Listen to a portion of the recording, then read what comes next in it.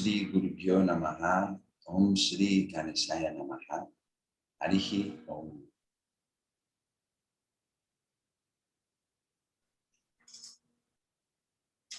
Muito bem. Então, sannyasa, a renúncia. O ensinamento que o Senhor Krishna demonstrou para o Arjuna tinha o propósito de alcançar a felicidade. Só que o Arjuna não tinha compreendido bem este plano do Senhor Krishna. O Arjuna arquitetou um plano completamente distinto. Ele achava que iria alcançar a felicidade através da renúncia das ações. E ele baseava-se. Só que essa decisão do Arjuna, esse plano que ele estava a arquitetar, baseava-se em falta de compreensão acerca do ensinamento que o Krishna lhe estava a querer transmitir. Porque o Arjuna acreditava ter problemas. Só que os problemas do Arjuna não eram causados pelas ações que ele enfrentava, por aquela guerra iminente. Os seus problemas resultavam antes dos gostos e dos não gostos do Arjuna.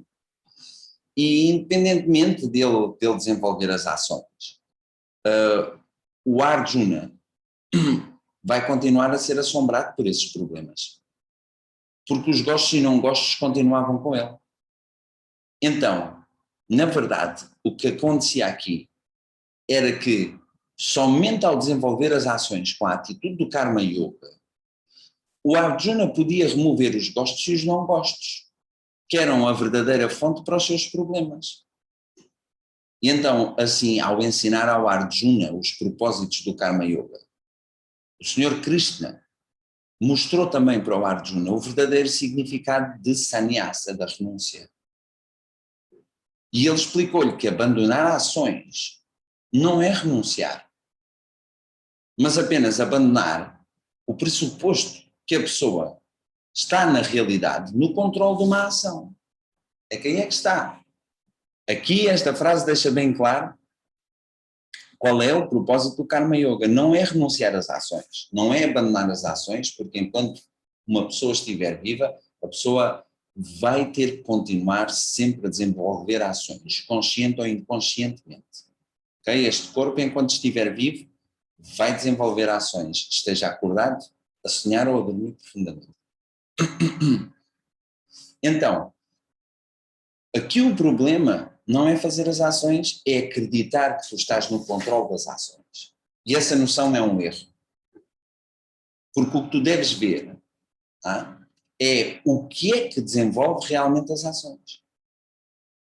Tu estás consciente das tuas atividades físicas e mentais. Estás consciente das faculdades que desenvolves. Portanto, como tu estás consciente das atividades, tanto físicas como mentais, tu não és nem o corpo nem a mente. Tu és a consciência pura, em sânscrito, Chaitanya, na presença da qual o teu corpo e a tua mente atuam. Eu gosto de chamar-lhes teu só para fazer um empréstimo, porque eles estão disponibilizados para nós por um período de tempo. Ok? Mas essa mente que tu conheces e esse corpo que tu conheces, eles é que são os atores. Só que porque a gente conclui que nós somos o ator, o eu é o ator, resolvemos renunciar a uma ação, quando na verdade não existe em nós qualquer ação logo à partida para ser renunciada. Se a nossa natureza é apenas consciência. E consciência, tal como no exemplo do passageiro que é dentro do carro para visitar o amigo, no carro a 90 km, o passageiro nada faz. E a natureza da consciência, tal como esse passageiro do automóvel, é inação. Para a pessoa que conhece a sua natureza, a natureza do ser, como inação, essa pessoa está sempre relaxada. Mesmo quando ela está envolvida nas ações. Se ela descobriu a sua natureza como inação, uma pessoa sábia renuncia à noção de que ela, ou se for um homem, de que ele é o ator das ações. E esse é o verdadeiro significado da renúncia. O Krishna descreve no 5º capítulo, ao 3º verso, ele descreve assim: abandonando todas as ações, com uma mente discriminativa, aquele que é disciplinado e habita o corpo, permanece feliz na cidade de 9 portões, não agindo e tampouco fazendo com que os outros ajam. Ou seja, o eu-consciência está presente em toda a parte por todo o tempo. Na minha presença, estes olhos, a mente e os membros funcionam. É em mim consciência que os pensamentos se movem, os planetas movem-se em mim, porque este eu-consciência é um eu universal e não um eu individual, então não só os pensamentos se movem no ser, na consciência, os planetas cá fora movem-se na consciência, em mim, o ser, existe toda a estrutura que constitui o tempo e o espaço. Apesar de aqui estar representado nesta forma individual, este indivíduo não está separado desse ser universal. Ok? Fecha os olhos e vais ver como o tempo e o espaço desaparecem. Então, em mim existe a estrutura do tempo e do espaço. Apesar de relativa, sempre comprometida pela subjetividade mental de cada um, é em nós que existe o tempo e o espaço. Até a própria noção de não existência, o não ser, se encontra na consciência, no ser, que tudo pervade. Sendo omnipresente, não é? A consciência está neste corpo, está nesse corpo, está no corpo universal, está no planeta, está nos astros, está no espaço-tempo, é aquilo que tudo pervade. Então é omnipresente. Então, se é omnipresente, está em toda a parte, a consciência não se move. Qual é a distância entre o espaço e o espaço? Entre o espaço e o espaço não há distância. O espaço é o espaço. Ele não está no espaço. O espaço é o espaço. Então, se a consciência é omnipresente, a consciência não se pode mover. Não desenvolve qualquer ação. Mas nesta acontecem todas as ações. Mas assim, o eu, consciência, é inação. Compreender esse conhecimento é renunciar às ações. Isto é que é a renúncia. É ter uma compreensão de que a natureza do ser, consciência, é inação. E não deixar de fazer aquilo que tem de ser feito. A pessoa que tem este... Perdão. A pessoa que tem este conhecimento, para essa pessoa, as ações já não a afligem. Ela permanece em paz. Mas neste ponto pode surgir uma dúvida. Se a pessoa tem de descobrir a inação através de conhecimento, então qual é o propósito de renunciar às ações? Qual é a razão de existir uma ordem tradicional, como o Sannyasa, os sadhus na Índia? Qual é a razão de existir uma ordem tradicional como essa, Sannyasa, como vem descrita no Shruti, nos Vedas, ou na Bhagavad Gita? Porque é que existe? Se a renúncia trata de uma compreensão, trata de conhecimento, de que o ser é inação, porque é que existe toda uma ordem de pessoas que vivem renunciando diretamente às ações? Qual é o lugar desse estilo de vida especial? Se a renúncia da ação só pode ser desenvolvida através do conhecimento e não pelo abandono das ações? Esta é uma pergunta válida. E o Arjuna bem pode ter colocado essas questões, pois esta era a forma como ele pensava. O Arjuna pensava assim. Existem 2 estilos de vida, ação e inação, contemplação. Qualquer um deles pode ajudar a pessoa a realizar shreyas, de que é livre, de que é realizada, adequada. Uma opção é a vida de renúncia e a outra opção é uma vida de ação. Mas pode haver liberdade em qualquer um destes caminhos, como pode haver sofrimento em ambos. Isso é determinado pela atitude da pessoa. O Arjuna pensa que tem uma escolha entre realizar ações e renúncia. Só que isto não tem escolha. Ele tinha um forte desejo para evitar a guerra que enfrentava. E aí é natural que o Arjuna pense que tem uma escolha entre estes dois estilos de vida, de renúncia ou de dever para com a sociedade. Para compreendermos o erro na forma de pensar do Arjuna, temos que compreender bem o conceito de renúncia, de sannyasa, no contexto da sociedade hindu.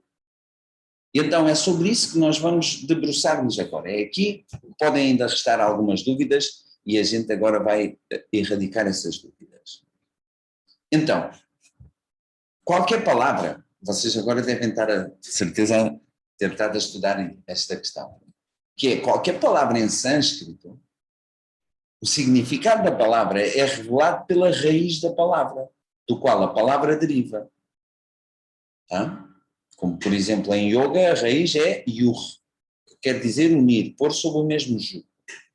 Então, no que toca à palavra sannyasa, a palavra é formada ao adicionar o prefixo san à palavra nyasa. Porque nyasa já quer dizer renúncia. Só que aqui chama-se sannyasa, que por sua vez, a palavra nyasa é formada também por outras duas, que é, a raiz é as. A parte asa, ok? É a raiz da palavra. E ni já é outro prefixo. E então, nyasa significa renúncia. Só que este prefixo que vem antes de nyasa, san, acentua o significado da palavra. Se nyasa quer dizer renúncia, sannyasa significa renúncia total. Mas o que é isto de renúncia total? De que forma é que sannyasa é diferente de nyasa? E então é aqui que podem surgir dúvidas e é por isso que vamos observar bem esta questão. Vou-vos dar um exemplo. Se tu abandonas algo, uma coisa, uma situação, uma experiência, seja com base, esse abandono resulte com base na mágoa, saíste magoada e então abandonas uma determinada situação. Ou sais não motivada pela mágoa, mas pelo orgulho. Quando tu renuncias a algo, seja por mágoa, seja por orgulho, essa renúncia é chamada de nyasa. No entanto, quando uma pessoa renuncia a algo e não sente qualquer sentido de perda ou de alívio em relação a esse algo que foi renunciado, a pessoa mantém-se sem se alterar, nem apego nem aversão ao perder essa situação, ao renunciar a essa situação. Então, quando há esse tipo de atitude, isso é sannyasa. A pessoa desfruta de sannyasa, de renúncia total, quando não há qualquer sentido de perda ou de alívio em relação a essa situação. Nyasa é algo que é familiar para toda a gente. Desde a nossa infância que a gente lida com situações onde tem que renunciar a coisas que acredita que gosta ou que lhe fazem bem. Mas já são horas disto, não, quero ficar só mais um bocadinho. E a renúncia, nyasa, essa renúncia com resistência, desde a infância que a gente lida com ela. Vou-vos dar um exemplo. Por exemplo, um rapazito que passou agora a mesma primeira infância. Um rapaz que o pai lhe dizia assim, dizia-lhe, olha, tu já estás demasiado crescido para jogar ao berlinde. Em vez de jogares ao berlinde, tu devias praticar um desporto dos meninos grandes já, tu já és um homenzinho. Então deixa de jogar ao berlinde, que isso é coisa de crianças. O rapazinho, como o pai lhe disse que ele tinha que deixar de jogar ao Berlim, o rapazinho, olha, tem que ser, se isto não é coisa para homenzinhos, vou oferecer os meus berlindes ao meu irmão, que ele é mais pequeno e então pode continuar a jogar ao Berlim. Só que o rapaz, em relação aos berlindes, ele era um niassi. Ele renunciou, mas renunciou aos berlindes contra feito. Só porque o pai lhe disse que ele não devia jogar o Berlim, que já era demasiado crescido. Só que aqui o rapaz ainda tinha bastante gosto pelo jogo. Quando ele passa lá pela escola e vê os miúdos a jogarem ao Berlim na escola primária, ele imagina que o miúdo andava na escola primária e passou para o ciclo. E então já era demasiado crescido para andar com aquelas brincadeiras. Só que ele passava em frente à escola primária e via os miúdos a jogarem ao Berlim e ele para ali agarrado à rede a ver os rapazes a jogarem ao Berlim para ver quem é que ganhava o jogo, quem é que perdia. Ele ainda se entusiasmava com as jogadas. Porque ele ainda tinha gosto pelo jogo. Então, isso é um niassi. O Sr. Krishna disse no 2º capítulo que os objetos dos sentidos afastam-se daquele que renuncia, mas o gosto por eles permanece. Então esta afirmação do Krishna, logo no 2º capítulo, isto descreve o que é niassa, o que é uma renúncia às ações ou aos resultados das ações, mas quando uma pessoa ainda sente apego ou aversão em relação a essa situação, ao objeto com o qual lida. Então, o rapaz, sentindo esse apego ainda pelo jogo, ele sabia, se eu passar na escola e for ver os miúdos a jogar ao Berlim, não só me vou sentir mal porque não posso estar a jogar, mas vou continuar a querer jogar, vou-me sentir tentado a jogar. Essa atitude não é sannyasa, é uma pessoa que põe um travão, renuncia às ações, mas contrafeito.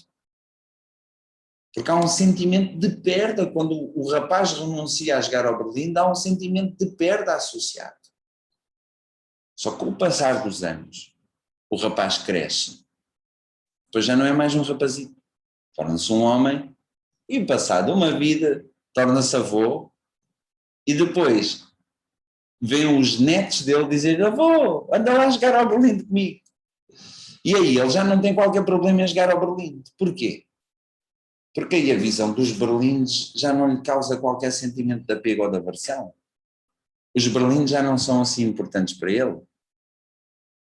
Então agora, que ele é um avô, ele já não é um niassi em relação aos berlindes. Ele é um sannyasi. Porquê? Porque já não há aquela influência que o objeto tem, que o mantém preso. Na verdade, os objetos não têm essa capacidade. São as pessoas que, pelos gostos e não gostos, se mantêm presas aos objetos e às situações.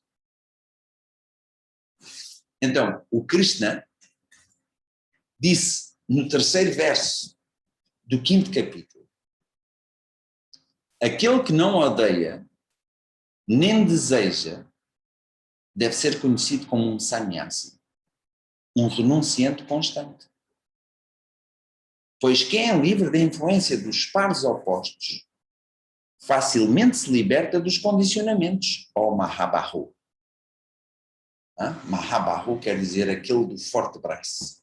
O grande Mahabahu, braço, que é o nome do Arjuna, que era o arqueiro. Eles, para serem arqueiros, aquilo dos arcos eram de ferro, tal como o arco do Rama, só o Rama é que podia com aquele arco. Portanto, eles só podiam ter uma boa constituição física. Ok? Então o Krishna chamava o Arjuna de Mahabahu, forte braço, o grande braço. Então, voltando aqui ao nosso rapazito do Berlim, uma vez ultrapassado o fascínio pelos jogos da infância, ele tornou-se um sannyasi em relação às brincadeiras, em relação aos berlindes. Quando o mundo inteiro, não só os berlindes, quando o mundo inteiro já não se apresentar mais atrativo, mas não só, também não se apresentar como repulsivo. E não é só na presença das coisas, é na ausência das coisas do mundo também. Então, quando as coisas, estando presentes ou ausentes, já não são nem atrativas nem repulsivas, aí o nosso coração encontrou a completude e a maturidade. Aí somos verdadeiramente sannyasi, renunciantes totais. Já não estamos sobre essa influência dos gostos e não gostos. E assim já fica mais claro que abandonar as ações simplesmente não faz de nós sannyasis. Não se, tal como eu escolho participar, não participar ou participar de maneira diferente nas ações, isso é uma escolha entre fazer, não fazer, fazer de maneira diferente. Agora, ser um renunciante total, ser um sannyasi, não é algo que se escolha. Antes é algo que nós temos que descobrir em nós. É quando a pessoa se reconhece a si mesma como completa e como livre. Uma pessoa que se reconhece como independente de qualquer coisa para ser feliz. É essa pessoa que é um sannyasi. Mas isto não é uma escolha. Tal como eu não posso pedir a uma pessoa que me ame, só porque eu amo essa pessoa. Puxa, gosto de ti, ama-me lá. Para que a gente possa ter um relacionamento. Só que a pessoa não me ama de volta, porque não é uma escolha. Também não posso pedir a uma flor antes da primavera, se ela vai florescer na primavera, não lhe posso dizer, vá lá, dava-me tanto jeito, umas cores aqui no jardim agora, que vou ter umas visitas. Não posso exigir a uma flor que ela floresça pela minha vontade. Não posso controlar. Tentar de uma semana, céu sempre nublado, sempre cinzento e vento aqui no Algarve. Lá porque eu gosto dos dias de céu limpo, eu não consigo controlar o clima, se o céu está limpo ou nublado. E da mesma forma, porque é exatamente igual, ok? Tu não controlas a tua paisagem mental. Já dizia o Krishna, Arjuna, tentar controlar a mente é como tentar controlar o vento. Os pensamentos são como correntes de ar. Entram por aqui, sai por um lado, entra outros, e quando dás por ti, tenta lá controlar uma corrente de ar. Ah? Não consegues. Tu tens que esperar, com sannyasa é igual, tu tens que esperar pela descoberta dessa mente que se libertou da influência dos gostos e não gostos. Tens que esperar que isso aconteça. E até lá, até essa mente estar presente, tu vais desenvolvendo as ações com a atitude correta. E a atitude correta é Karma Yoga. Receber os resultados como ofrendas divinas, fazer as ações como ofrendas para o divino. Hã? Entretanto, este mundo onde nós vivemos tem tudo o que nós necessitamos para podermos florescer, para termos essa mente contemplativa.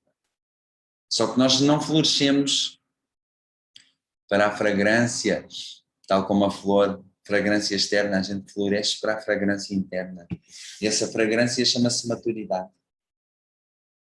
E aí, com uma mente composta, com uma mente equânime, que é o resultado do Karma Yoga, é desenvolver uma mente equânime.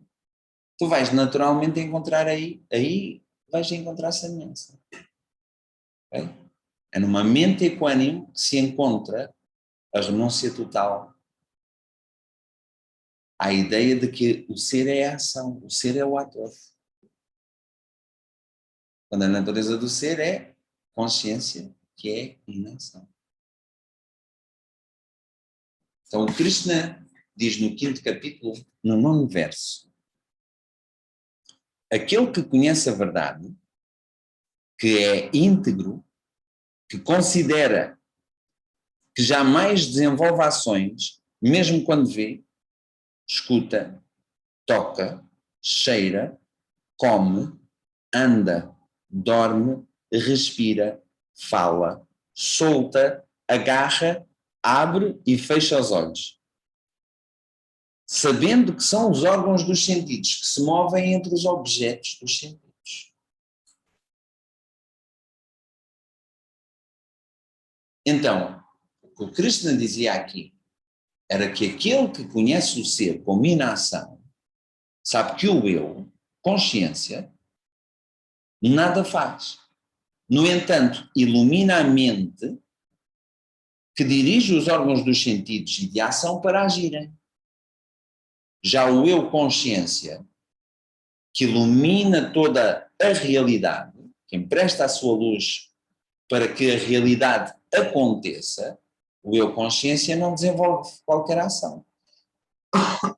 Perdão. Então, essa pessoa que sabe que o ser é inação, essa pessoa é um sannyasi. E para ganhar esse conhecimento, a pessoa não tem de fazer ou deixar de fazer alguma coisa. A pessoa tem apenas de descobrir a mente contemplativa. E que mente é essa? É a mente que tu conheces. Mas a minha mente é tão agitada. Então, prepara a mente com o Karma Yoga. E é por isso que o Karma Yoga é necessário para que a pessoa reconheça sannyasa. E daí, o Krishna dizia para o Arjuna, então, Arjuna, prepara-te para a ação e age com a atitude correta, que é isso que é o Karma Yoga. Tá? Então, aqui esclarecemos esta questão, a diferença entre Nyasa, que é uma renúncia, quando a pessoa ainda está sob a influência dos gostos e não gostos, ok? Ainda existe resistência. E a outra é uma renúncia total, onde a mente já não mais está influenciada pelos pares opostos, porque a mente reconhece que a verdadeira natureza do ser é inação. E então é com uma mente tranquila, uma mente purificada pelo Karma Yoga, que se desenvolve a atitude necessária para a meditação. E este é o tema do 6º capítulo, e o nosso tema central aqui, hoje.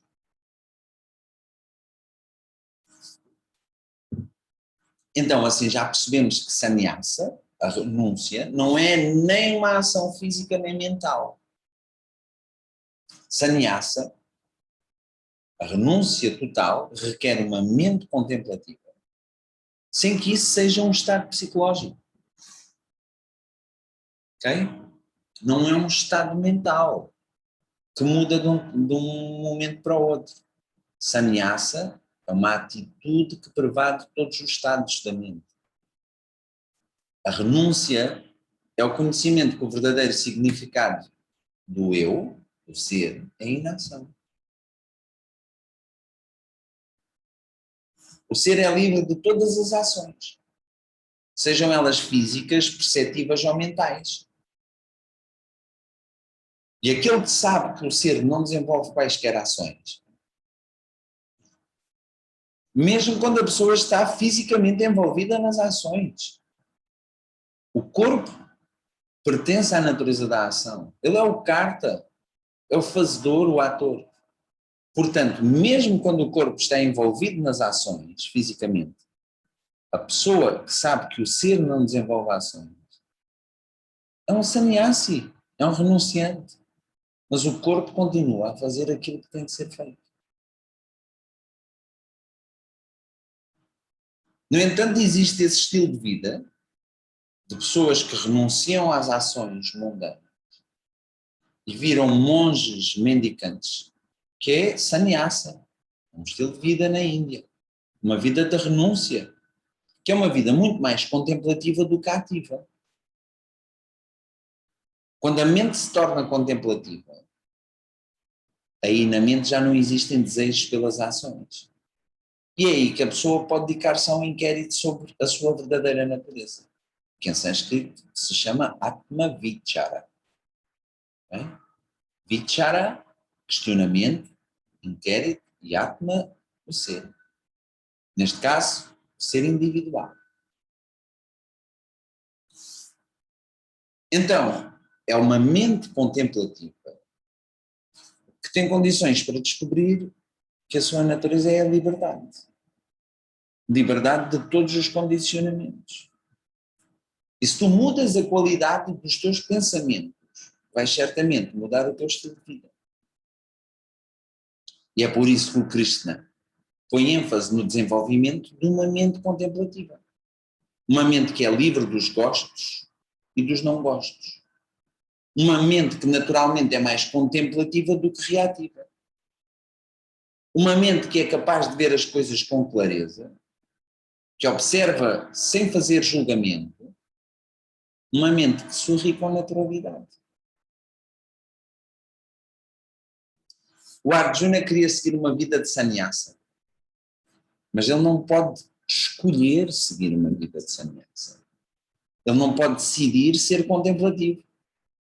Ou ele é contemplativo e tem as condições adequadas para uma vida de sannyasa, ou então não é uma questão de escolha. Senão é como aquela história do tal que sofria imenso, pensava que o problema de sofrer era estar envolvido nas ações, dirigir as empresas que dirigia, depois sentou-se debaixo da árvore porque ouviu que o Buda se tinha iluminado sentando debaixo de uma árvore. Não é uma decisão. Tu não decides se és amorosa ou não. Ou és ou não és. Podemos decidir se não falamos. Posso decidir, olha, hoje vou fazer jejum, não como. Como posso decidir, hoje na minha prática vou fazer 20 asanas. Mas não posso decidir se a partir de hoje vou começar a amar alguém. Olha, é mesmo hoje que eu vou sair e vou-me apaixonar. Não podemos fazer isso. Não é? Temos que descobrir. Uma pessoa não decide ser contemplativa. A pessoa ou é ou não é. E se a pessoa é contemplativa, ela também não consegue ser o contrário disso. É como tentar pôr uma pessoa contemplativa a desenvolver ações à pressa.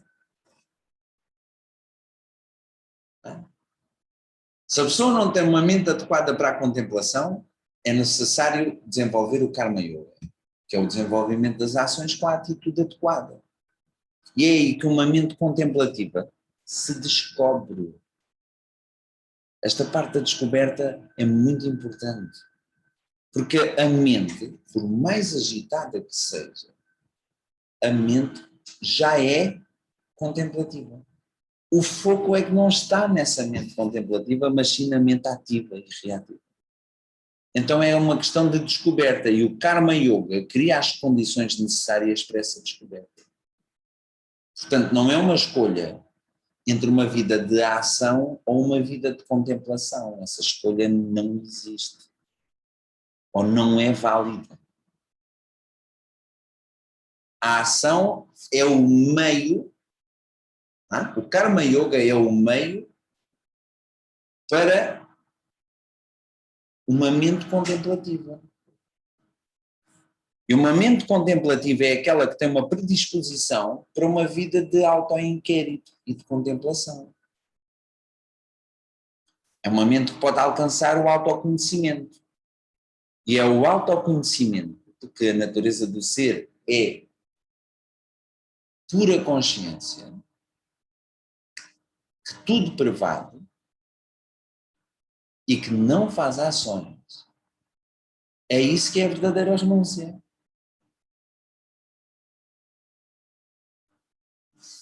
O Arjuna bem pediu ao Krishna, diz-me lá qual é o melhor caminho, ação ou contemplação? Ou ação e renúncia das ações. Mas o Krishna não nomeava nenhum. Ele dizia-lhe, não existe uma escolha entre o meio e o fim. Porque o Karma Yoga é o meio, Sannyasa é o fim.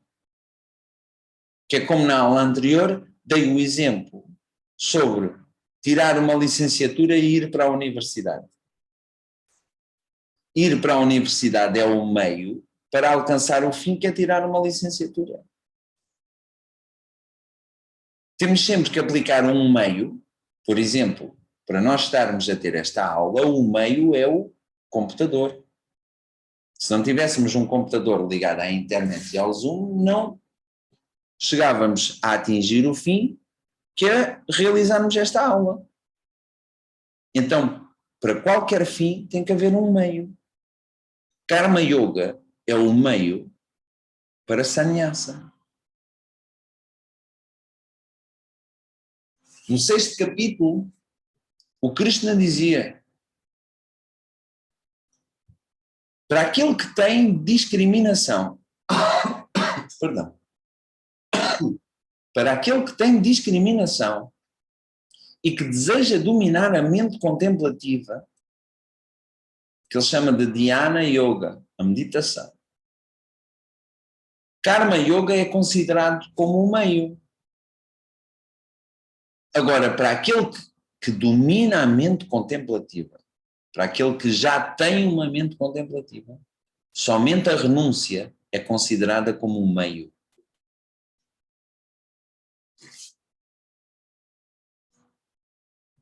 Então, se tens uma mente mais impelida para as ações, mais reativa, o meio para desenvolver uma mente contemplativa é Karma Yoga. Se tu já és por natureza uma pessoa com uma mente contemplativa, Sannyasa, a renúncia, é o meio. É o meio para quê? Para moksha. Karma Yoga é o meio para moksha, Sannyasa é o meio para moksha, que é a tomada de consciência de que tu és livre de qualquer condicionamento físico, psicológico ou até universal. E é isso que o Krishna diz no 3º verso do 6º capítulo.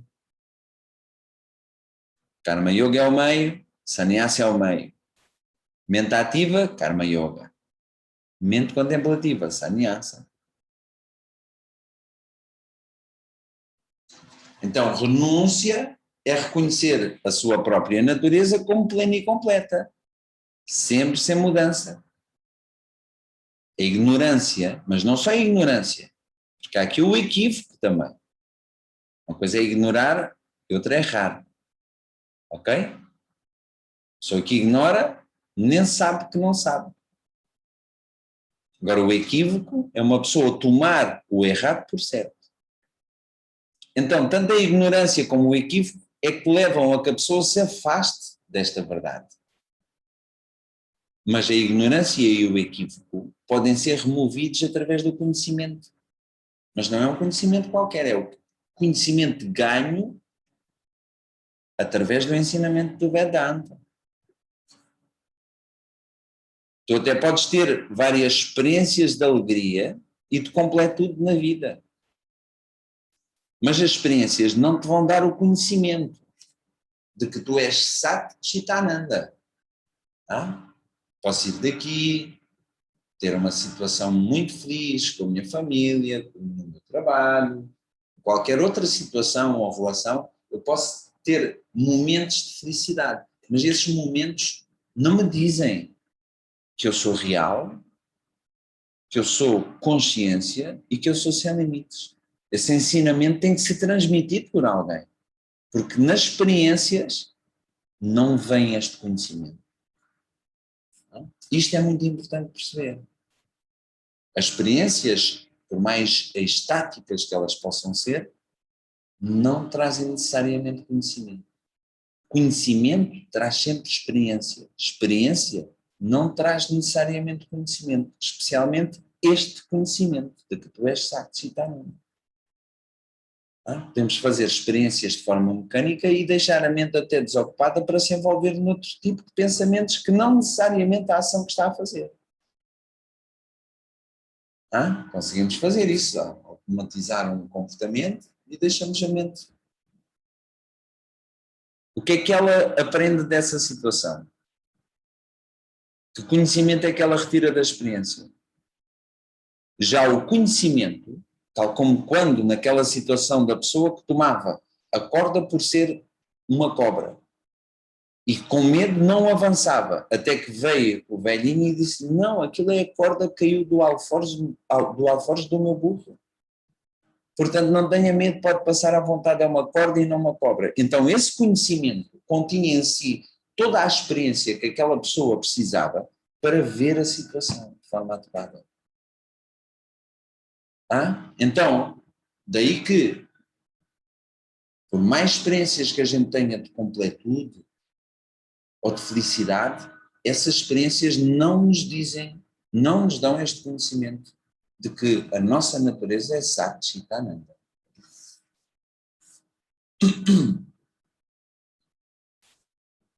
Quando nós vivemos com base nessas experiências, andarmos atrás de repetir momentos de felicidade, momentos de completude, aí vamos tentar criar as circunstâncias necessárias para que a gente consiga repetir essas experiências.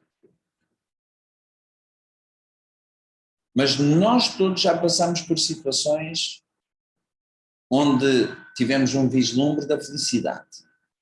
Só que não é isso que a gente quer. O que a gente quer é uma felicidade duradoura, uma felicidade permanente. E cada um de nós desenvolveu um standard, um modelo através do qual nós avaliamos a nossa estrutura mental. Podemos dizer que é o nosso padrão ético. Então, com base nesse padrão ético, nós vamos julgar todos os conteúdos que se passam aqui dentro desta estrutura cognitiva, psicológica. Então, como nós já passamos por experiências de felicidade, nós agora queremos uma experiência mais profunda. Mas queremos essa experiência mais profunda porque nós já conhecemos essa experiência profunda, essa felicidade profunda. Porque cada vez que descobrimos algo que nos é verdadeiramente belo, por exemplo, estamos num concerto e há aquele trecho da música que a gente sente que se abre o coração cá dentro, há uma sensação que nos invade e a gente diz e aí dizemos é um momento de rara beleza ou um momento de perfeita felicidade. E então essa experiência que nós desenvolvemos nesses vislumbres da felicidade, ela serve de standard, ela serve de base, é a partir daqui que eu agora quero isto, já não quero mais aquilo, não, eu agora quero isto porque eu já vivenciei isso. E é com base nisso que nós vamos avaliar agora todas as outras experiências. E vamos andar sempre à procura. Naquele dia eu fui feliz, porque fui àquele concerto. Então eu acho que está naquela ação em si. Ir a concertos faz de mim uma pessoa feliz. Já tive situações desagradáveis durante concertos. Então, quando eu confundo o meio com o fim, vou andar sempre aqui à procura do meio para alcançar a felicidade. Essa felicidade para sempre. Só que eu tenho de perceber qual é a fonte dessa felicidade, porque o meio não é a fonte. O meio não é o fim, apesar de estar associado. Não é nem a fonte nem o fim. Então qual é a fonte dessa felicidade que andamos à procura? Vou-vos contar uma historinha que ajuda a perceber bem onde é que está a felicidade. Então uma vez um grande devoto de Shiva,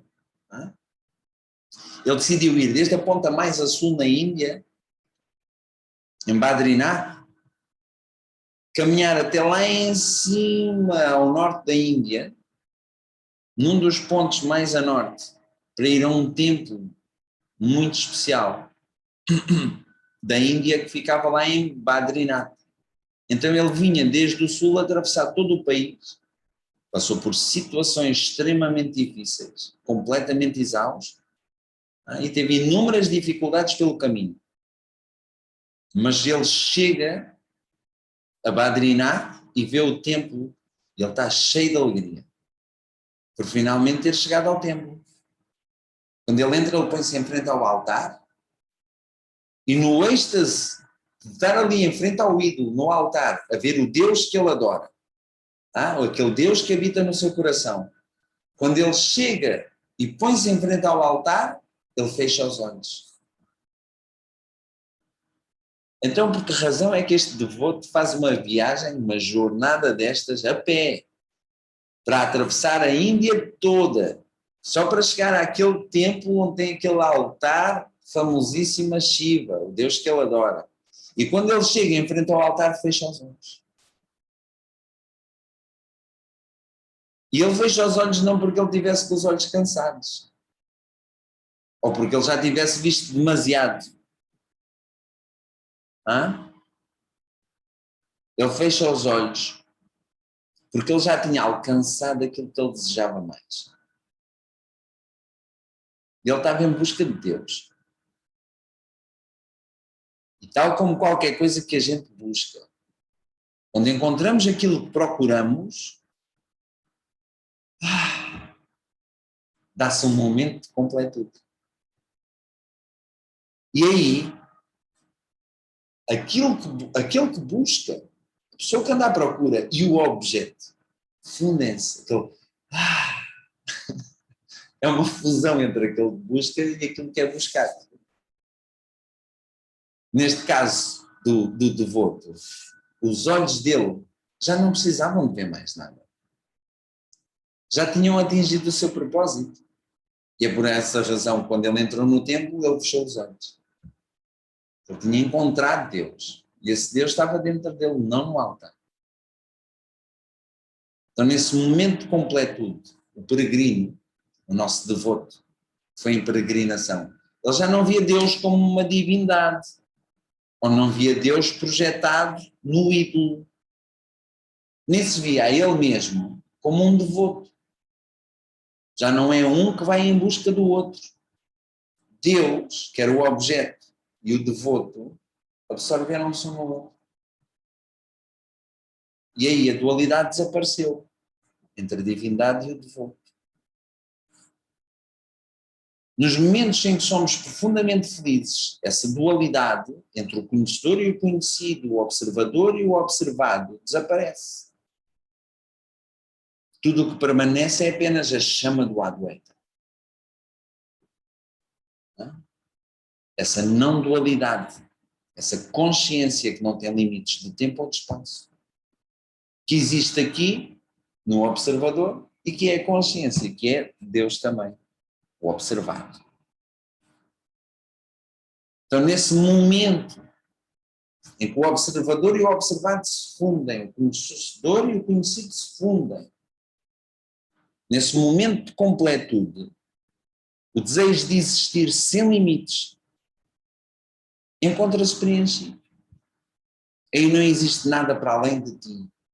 Tal como ele fecha os olhos, ele ia lá para ver Deus, ele fecha os olhos porque não existe nada além dele e da consciência de Deus, que era a consciência de si mesmo. Essa plenitude que é alcançada nessa experiência não se deve nem a um objeto nem a uma situação. Não é porque ele viu o ídolo no altar. Essa plenitude que ele experienciou, que o levou a fechar os olhos, eu estou tão completo que eu nem preciso de ver o ídolo. Essa plenitude é ele mesmo. Só que ele já livre da exigência de ir até ao templo ver o altar. Já não havia uma busca. Já não havia essa cobrança de preciso de. Já não havia esse desejo ou essa vontade da mente. Só que, infelizmente, não reconhecemos essa plenitude como a nossa própria natureza. Daí que, voltando aqui ao que dizia anteriormente, as experiências não te dão conhecimento. Elas dão-te apenas um vislumbre daquilo que tu desejas contemplar. Tu queres ser feliz, ela dá-te um vislumbre da felicidade. Mas tu não te podes contentar com tão pouco.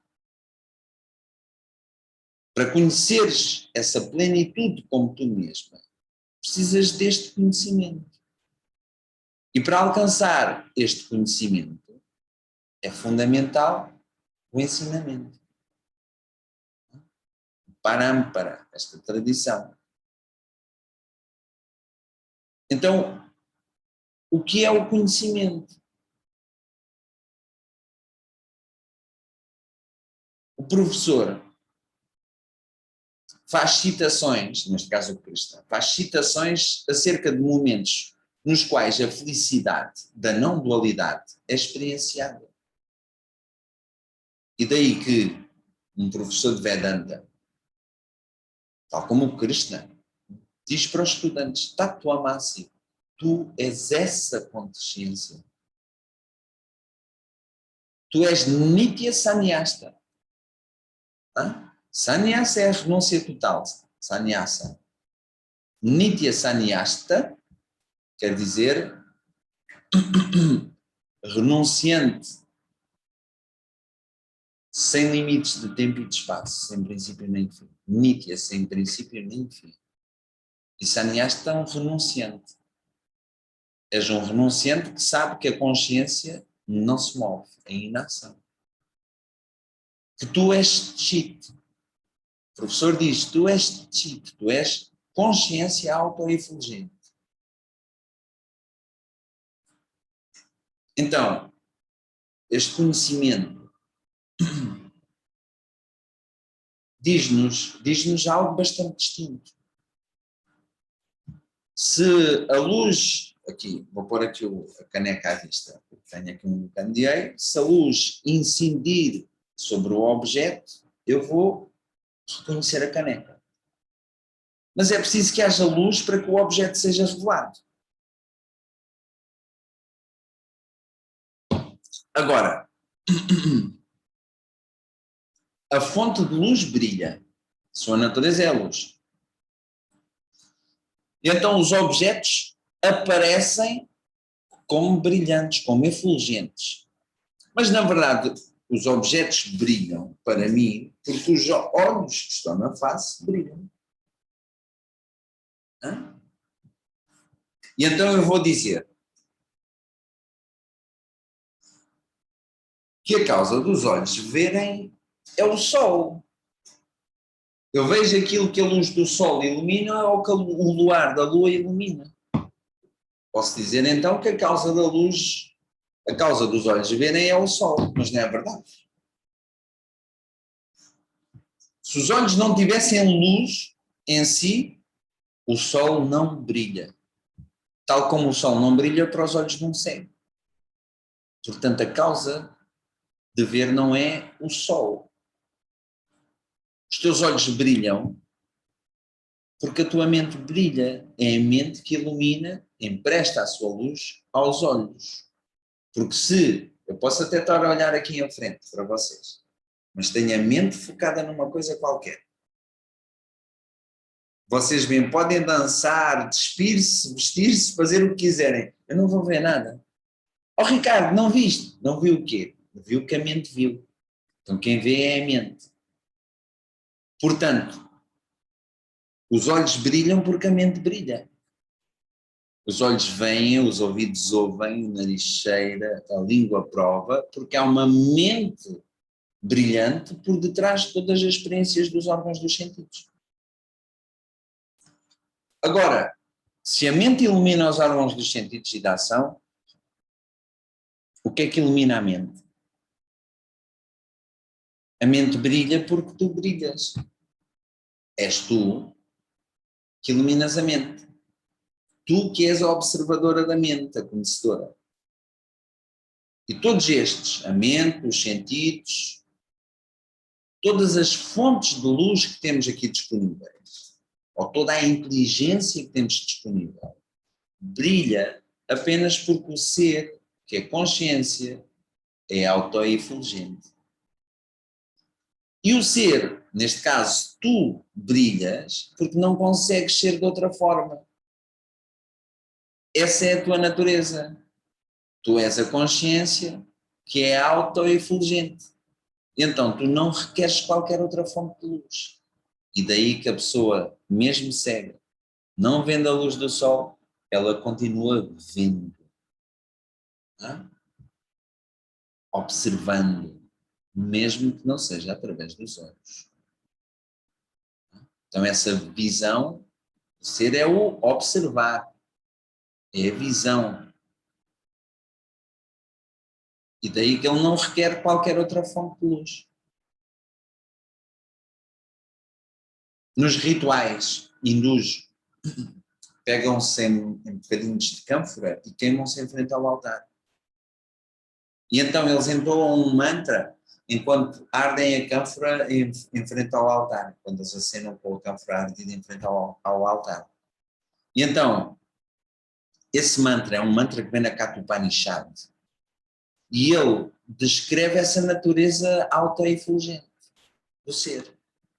E diz assim: na consciência, o ser, o sol não brilha, nem brilham a lua nem as estrelas, nem os relâmpagos lá brilham.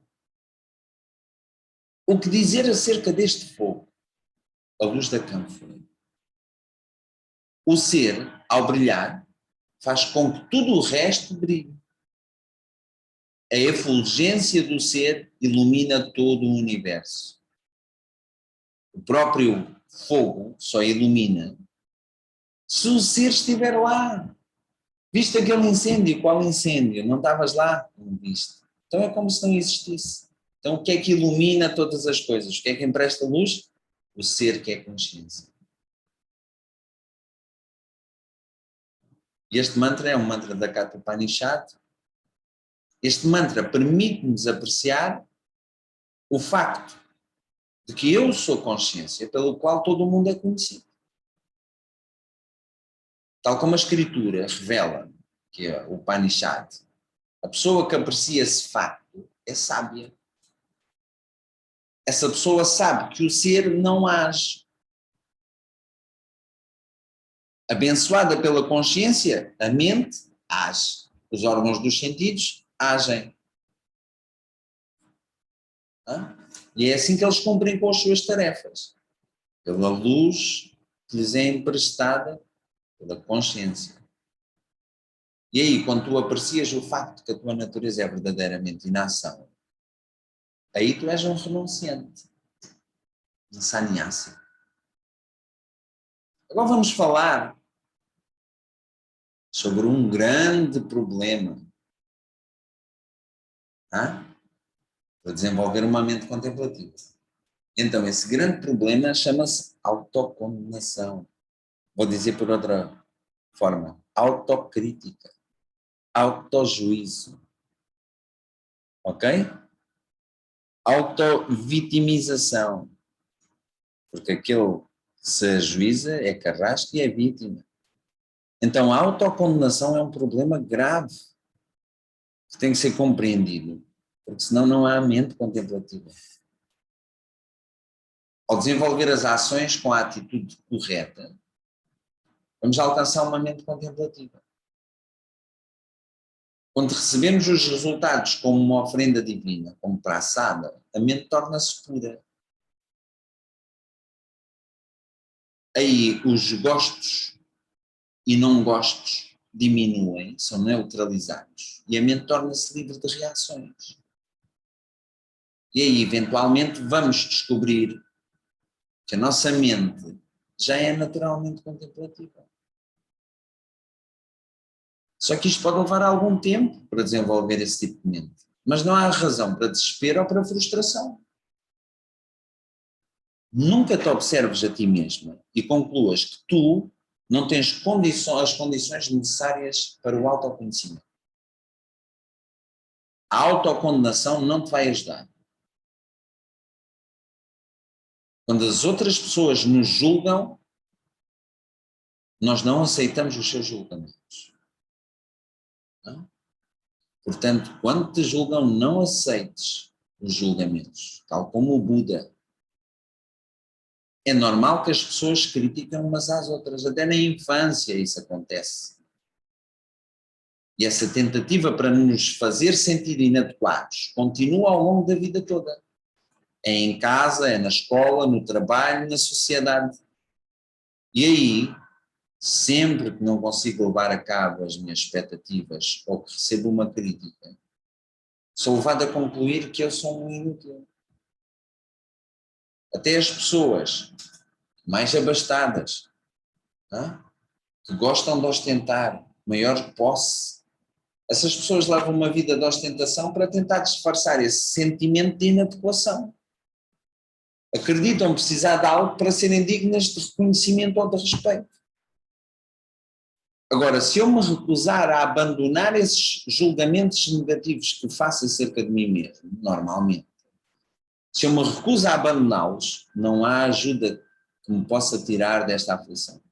Nem mesmo Deus nos pode ajudar quando a gente se recusa a largar a autocrítica e a autovitimização. E é por essa razão que o Krishna diz para o Arjuna, no 5º verso do 6º capítulo: Arjuna, ergue-te a ti mesmo, através de ti mesmo, que não te condenes.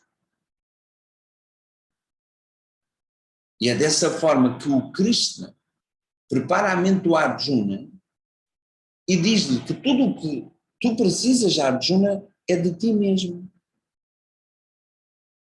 O conhecimento esclarecido acerca da sua verdadeira natureza é a liberdade para todas as limitações. E para te libertares das limitações, tu não precisas de fazer nada. Porque a tua natureza é sem limites. Outro problema que nós temos para desenvolver uma mente contemplativa é o problema dos hábitos. Até agora nós discutimos 2 problemas. Foi a ignorância e o equívoco, ou o erro. O medo que a pessoa sente ao confundir uma corda por uma cobra não se deve apenas à ignorância acerca da corda. É também devido ao equívoco de confundir a corda com uma cobra. O medo não vem só da ignorância, vem do erro, do equívoco. Então, o conhecimento esclarecido de que afinal aquilo não é uma cobra, é apenas uma corda, esse conhecimento remove tanto a ignorância como o equívoco. E da mesma forma, um ensinamento que te leva a ver que tu és sem limites, não? Aí, a ignorância acerca da tua natureza e o equívoco de te considerares limitada vai desaparecer através deste ensinamento. Se estiveres preparada para o momento em que o ensinamento é exposto, aí facilmente vamos reconhecer com clareza que a nossa natureza é sem limites. Agora, se a tua mente não está preparada, podes desenvolver ações como a atitude de Karma Yoga. E aí o ensinamento já começa a fazer mais sentido para ti. Assim que a mente estiver mais estável. Mais uma vez, isto é um exemplo. Uma mente contemplativa não é uma questão de escolha. Se não tens a mente contemplativa já, que é aquilo que permite que o ensinamento seja compreendido de forma clara, então desenvolve ações com a atitude adequada. Mas agora, existe um terceiro problema. Apesar de termos compreendido que a cobra que nos assustava, afinal era apenas uma corda, eu tenho sensações que legitimam, tenho sensações que legitimam a aparência da cobra. Eu assustei-me, fiquei com o corpo a tremer. E aí as consequências do medo permanecem durante algum tempo. Então, da mesma forma, apesar de compreendermos com clareza o ensinamento, quando estamos longe do contexto da sala de aula, longe do professor, de repente já somos limitados. Voltando àquela frase que eu digo tantas vezes. 1h30 de adequação, 22h30 de inadequação. Saímos da sala de aula, pomba, já não sou liberdade. Já sou outra vez um indivíduo condicionado. Porquê? Porque nós lidamos com limitações do corpo físico e da mente. E às vezes elas parecem ser avassaladoras, elas tomam conta de nós. Parecemos não ter condições para nos mantermos firmes perante este ensinamento. Para que possamos desfrutar dos frutos deste ensinamento, que é viver de forma adequada. Só que isso resulta apenas do facto de eu ter uma ideia equivocada acerca de mim mesmo. Vamos fazer aqui um exemplo. Imagina um pedinte, um mendigo, ganhou um prémio da lotaria. Durante anos ele não teve um único cêntimo. Só tinha a sua miserável existência. Mas de repente ele já tem o seu próprio carro, a sua própria casa e todos os confortos que o dinheiro que ele ganhou com a lotaria pode comprar. No entanto, ele vai na rua e vê alguém a dar esmola aos pedintes. E os hábitos que ele tinha enraizado já há tantos anos de ser um pedinte e viver como um pedinte, vão fazê-lo ir lá estender a mão. Ele vai lá estender a mão para ver se recebe a parte dele da esmola. Na mente dele, o pedinte, que virou uma pessoa rica, é ainda pobre. Na mente dele, ele ainda é pobre. Ele não tem consciência da sua riqueza. Esse hábito de mendigar e de pedir esmola não desaparece facilmente. Para que ele consiga isso, ele tem que tomar consciência do seu novo estatuto. Ele tem que meditar sobre si mesmo, tem que se ver a si mesmo como um homem rico. E tendo constantemente estar atento ao facto de que ele é rico agora. Ele tem que manter essa consciência de que ele é uma pessoa rica. E quando ele conseguir fazer isso, aí ele já não precisa de meditar. Porque aí ele já assimilou o facto de que ele não é um pedinte, mas sim uma pessoa rica. No Brasil, já ouvi esta frase várias vezes, nas novelas e nos filmes brasileiros. Então há um ditado da favela que retrata esta situação e diz muito bem, que é: um favelado pode sair da favela, mas a favela não sai do favelado. Ouvi já muitas vezes essa frase em novelas e em filmes brasileiros, já saíram com esta frase várias vezes e eu lembrei-me, esta frase é adequada para a gente compreender esta situação. Os hábitos, por mais que uma pessoa já tenha mudado os comportamentos, os hábitos continuam enraizados e vão te levar a repetir comportamentos e atitudes. Então, da mesma maneira, se a gente não tem consciência disso, vivemos diariamente como pedintes, somos pedintes e andamos a mendigar porquê? Por estas migalhas de felicidade, por estes momentos, estes vislumbres de felicidade. E andamos aí ao sabor da sorte e da oportunidade. Deixa lá ver se eu hoje vou ser feliz. Vou aqui para ser feliz, não quer dizer que seja. Vou a um concerto, não quer dizer que aprecie. Vou ver um espetáculo, não quer dizer que goste. Vou àquela aula de yoga, não quer dizer que eu vá apreciar o que o professor hoje trouxe. Mas andamos aí, à espera, será que ali vou ser feliz? Será que aqui vou ser feliz? Então andamos condicionados, somos pedintes da felicidade. E às vezes até já compreendemos que a nossa natureza é Sat Chitananda. Só que ainda continua a sentir-me inadequado e dependente. É assim que sai do pé do professor, assim que sai da aula, vou lá para fora e pimbo. Então, permanecemos pobres, apesar de termos em nós a maior de todas as riquezas. E esse problema chama-se hábitos. Hábitos que cresceram e que se entrincheiraram dentro de nós, dentro da mente. Estão lá, que nem os soldados dentro da trincheira, não saem de lá. E agora vão levar muito tempo a serem neutralizados. E daí a necessidade da meditação.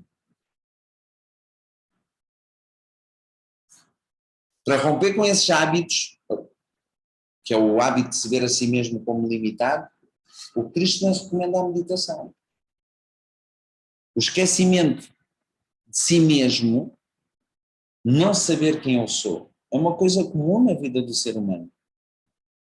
Numa sala de cinema, vou dar um exemplo aqui muito, muito simples, que é esquecer-se de si. Numa sala de cinema, fomos ver um filme a 3 dimensões, daqueles com os óculos, e aparece um ator que de repente joga uma pedra.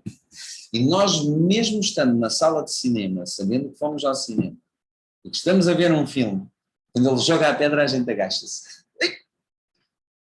Ou então está a atriz a ir para um beco escuro e a gente já sabe que está lá um maltratante na esquina e a gente diz: não vais por aí, não vais por aí. Falamos como se estivéssemos ali envolvidos na ação. Então, no momento em que a gente reage dessa forma, que a gente se agacha em relação à pedra, ou a gente fala para o ator que está dentro da película, está no filme, aí significa que nos esquecemos de nós mesmos. Estou numa realidade mental que só existe aqui na minha mente. E da mesma forma que esquecemos a nossa verdadeira natureza, quando nos relacionamos com o mundo, aí tornamos-nos seres impulsivos. Aí já não somos seres racionais. Porque aí tornamos-nos vítimas dos hábitos do passado e agimos sem pensar. Então como é que é possível erradicar esses hábitos? O Krishna diz para o Arjuna, fica contigo mesmo, Arjuna. Ergue-te por ti mesmo. Então, do 11º ao 14º verso do 6º capítulo, o ensinamento é apresentado na forma, essencialmente é uma meditação. Tá? Eu tinha-vos dito, vamos tentar concluir a aula com uma meditação. Já faltam 9 minutinhos para as 7h30. E então o que eu vos vou propor é que a gente comece a próxima aula com a meditação da Bhagavad Gita. Ok? E assim não perdemos nada. E então, é aqui, a partir de agora, que a meditação é exposta, mas com esta meditação a gente conclui este tema da meditação. Então, como é que erradicamos esses hábitos? Através da meditação. E então este capítulo acaba por concluir, deste 11º ao 14º, o Krishna descreve essencialmente passo a passo de uma meditação. Até que a pessoa, tendo desenvolvido a atitude adequada, possa contemplar o ensinamento que foi exposto. Que é disso que trata a meditação, contemplar o ensinamento, o conhecimento adequado acerca da tua real natureza. Então, nós hoje vamos concluir aqui, porque assim, na próxima aula, começamos todos com uma meditação, tá? Com a meditação da Bhagavad Gita, e aí que nos prepara para o 7º capítulo, já de seguida. Ok? Então, vamos concluir aqui a nossa aulinha de hoje. Agradeço-vos mais uma vez pela presença e disponibilidade. As mãos em frente ao coração. Os convido a observar o Purnamadaha, o mantra, que diz, da Isha Upanishad, que diz que o ser é a plenitude. Om Purnamadaha Purnamidam Purnat Purnamudachyate Purnasya Purnamadaya Purnamevavashishyate. Om Shanti Shanti Shanti. Harihi Om Shri Guru Namaha. Harihi